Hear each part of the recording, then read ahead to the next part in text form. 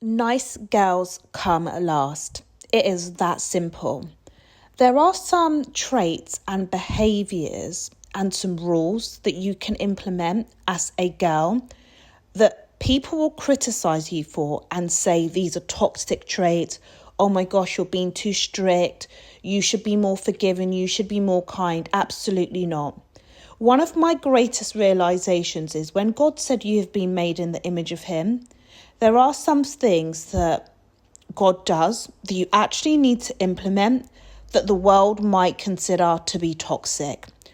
I need for you to understand nice girls come last.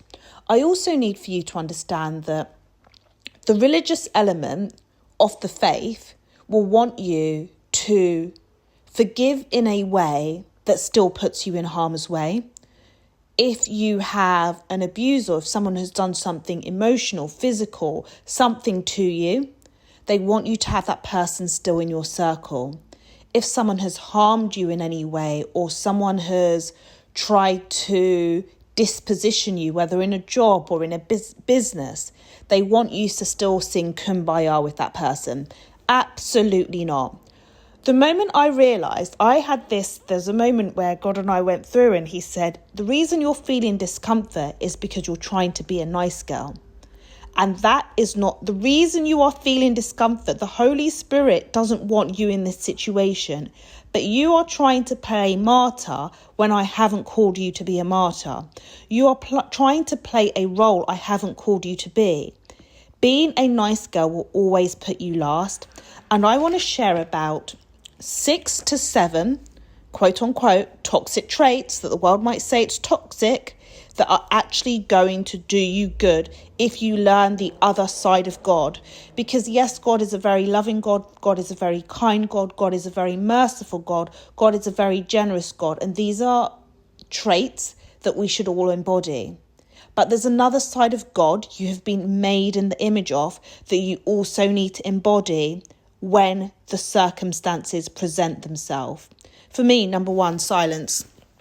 I will completely ignore your existence if it is required. I find it quite amazing. Remember, God chose Saul. Saul decided to be disobedient to the Most High. Saul decided to go against what was said to him. What did God do? Stonewall Saul. Just stop. I'm not speaking to you. You will never hear from me again. Please, this has to be one of the things that you are good at doing as a woman. You will never hear from me again. Silence. Nothing more to say, no further explanations, etc. It got so bad, Saul went to consult a witch. He was so desperate to get an answer, he went to consult a witch. And there was nothing on this earth, nothing at all that can persuade the Most High to actually give Saul an answer. So, as a woman, if you are becoming that girl, you need to know there are some situations that truly warrant your silence. Never, ever again are you going to respond to that person. Are you going to explain to that person? There is nothing on this earth, no pastor, no mother, no brother. Nobody can make you speak to that person again. Sounds toxic, but remember your Father in heaven did this. Number 2, can I just say I absolutely love Jesus. If you study from the book of Matthew to John, there are some, I might even have to do a whole, no, Jesus says, I've got nothing to say on this matter. Jesus is the ultimate unbothered. Unbothered, you shall not ruffle my feathers. But I digress. This one, Jesus, I do not owe you an answer. The personality of Jesus is one that I think every woman should always embody. If you notice from the book of Matthew to John, there were certain situations where people prodded Jesus, asked him questions. If Jesus didn't want to answer, Jesus didn't answer. You have to stand 10 toes down.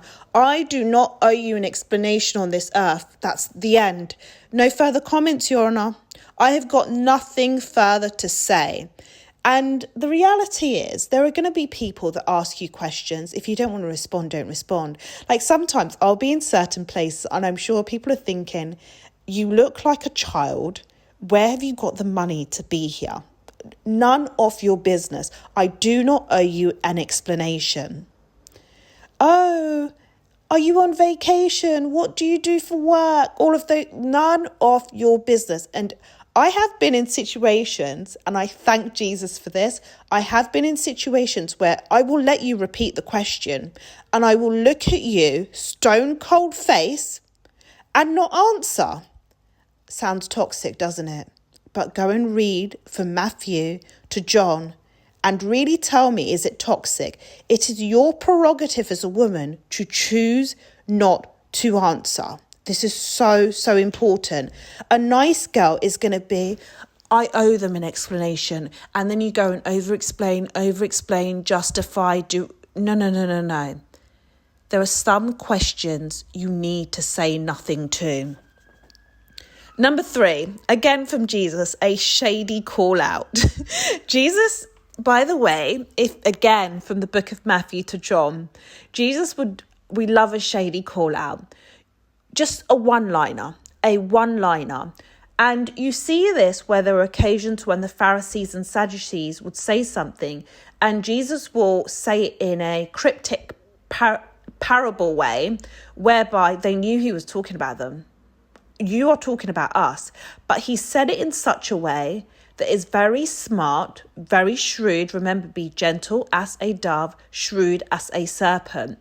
And even when you think about the woman who was committed adultery and they wanted to stone her, Jesus' shady call out, well, okay, go ahead. If any of you have not sinned, throw the first stone. Simple. No over-explaining. I call it the shady call out because no. You know, I know. Here's my one-liner. I think the other important thing that's really key, and by the way, a shady call out, sometimes you need to let people know that they know. Let's not play silly games here. Nice girls want to appease the situation, want to defuse the tension, don't like making people feel uncomfortable. Well, guess what? I have been made in the image of the Most High, and if the situation calls for it and warrants for it, I am okay in making you feel uncomfortable because both you and I know, and therefore I stand 10 toes down on my shady call out.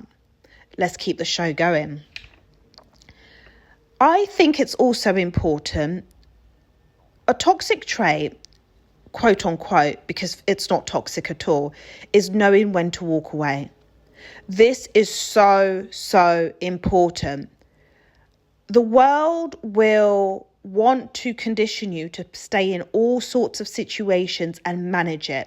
Manage it because what would the community say? What would the family say?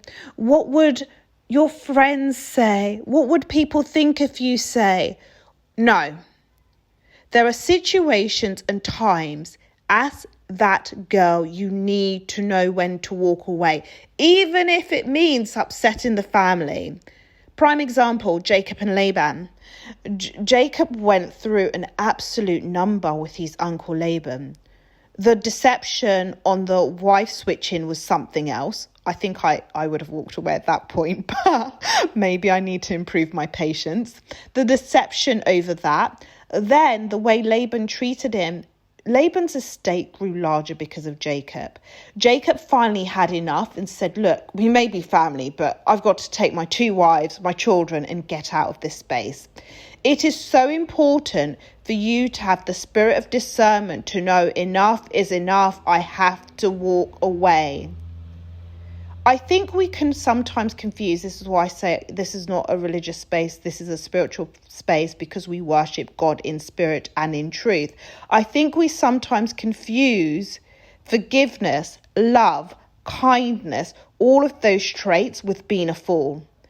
Jacob left his family. That uncle was his mother's brother. There are situations where you should not be playing nice. There are situations where you simply have to walk away because it's actually detrimental to who you have been called to be. That situation is going to hold you back. And you cannot, on this earth, you cannot stay in certain situations because of what will the people say. We are not living for any man on this earth. You are not living for the validation of what people say. All that matters on this earth, respectfully to all people on earth, is what God thinks. What does God think? If God is pleased, you run with it. If everyone else on earth is displeased, respectfully to all of them, who cares? God is pleased with you. That's the way it has to work. I think we might be on number 5.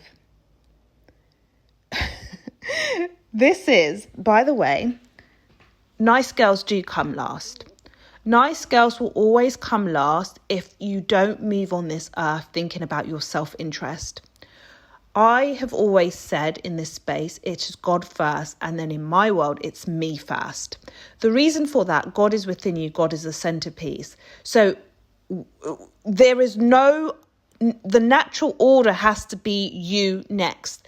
Let me give you an example of why I say that this is really key. Solomon and his mother. Nice girls are going to come last because they are going to put everyone else's interests first. They are not going to think about how does it impact them. When King David is sick on his bed, I can't remember which priest went to Solomon's mother and was like, hello, the show's about to go down. They might be I think it's Absalom. Absalom is over there making himself a king, and Solomon might be at risk of not being a king. Bathsheba, Solomon's mother, she identified, here is a situation that might jeopardize me.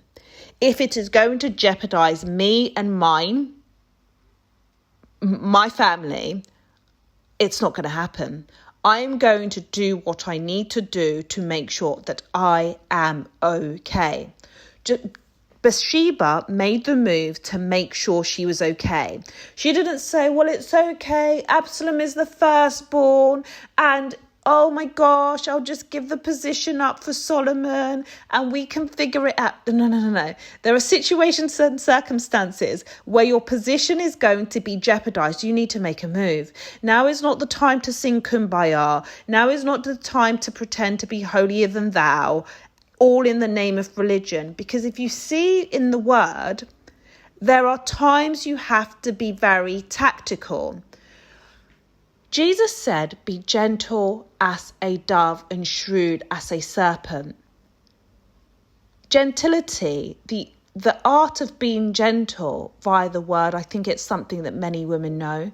But the art of being shrewd, of doing a Bathsheba, making sure your position isn't jeopardized, is something that every single nice girl needs to know. Because I'm telling you, in order for you to become that girl, you are going to meet people and circumstances along the way that want to jeopardize your position, that either want to sit in your seat, that want to take something that's yours, want to screw you over in business, in career.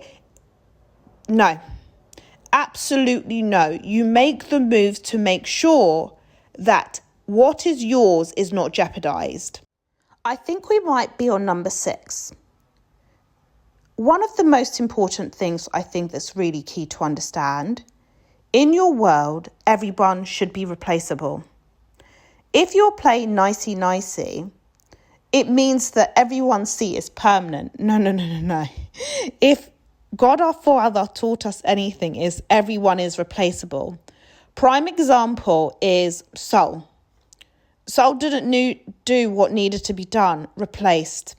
Esther was even told by Mordecai, if you do not go through with this, if you do not go and do what you need to do and have a word with the king, God the Most High himself will find someone else to do the job. In your world as a nice girl, One of my mottos is, I will replace you. And the reason that's one of my mottos, I have been made in the image of the Most High. Everyone is replaceable. We run to the program or you will be replaced.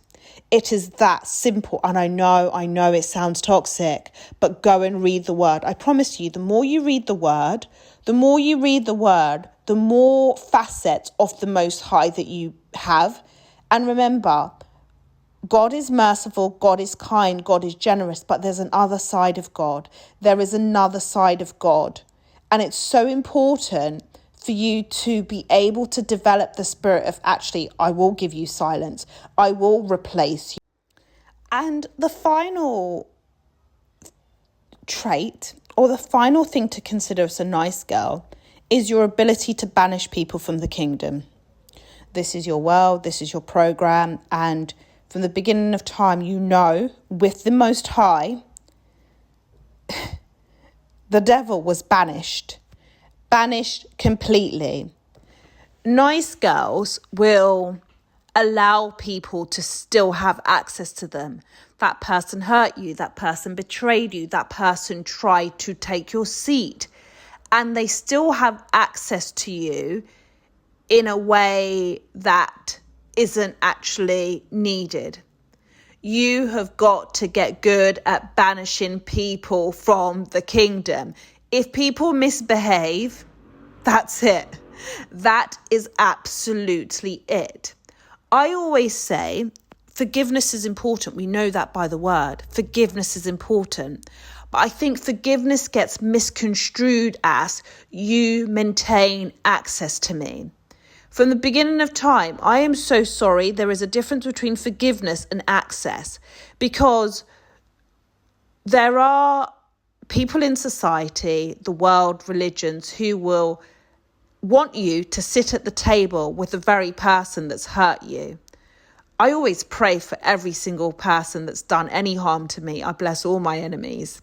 But what's never going to happen is the devil is not allowed in heaven. He's not allowed to play there anymore.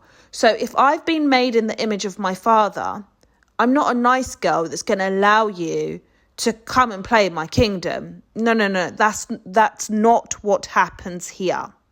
You get banished to another space. You don't have access in the way that you did before.